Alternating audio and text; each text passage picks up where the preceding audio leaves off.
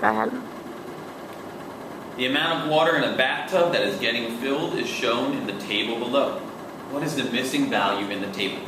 So I'm looking at this table and I'm asking myself, is there any pattern that I can see?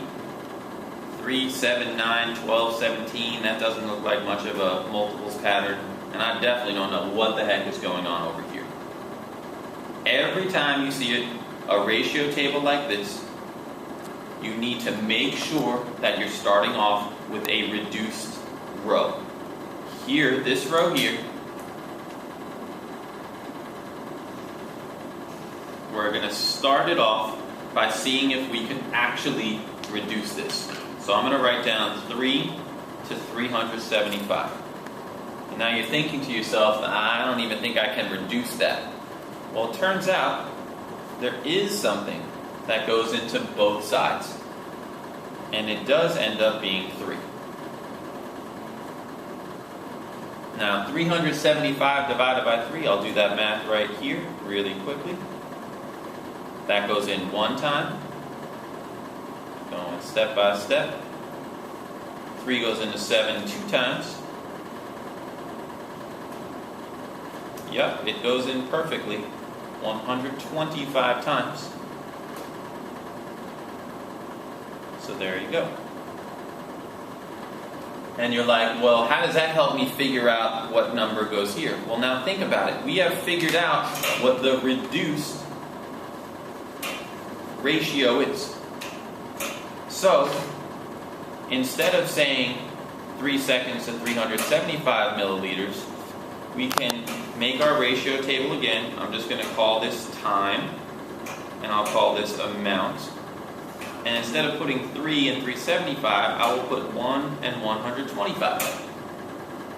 Now, the row I'm looking for is the one that has 12 and a blank. So I'm going to put 12 and a blank. All of a sudden, some people, and again, I'm going to solve this problem using cross multiplication. Some people will find a faster way. But if you do cross multiplication, this is n times 1, and this is 12 times 125. So n times 1 looks like this. 12 times 125. I have to do that math on the side here. 125 times 12. I'm going to do this quickly because I all know you guys are good at this. I get 1,500. So 1 n equals 1,500. Now if you just stop and think for a second, oh, you're supposed to recopy and do 1,500 divided by 1.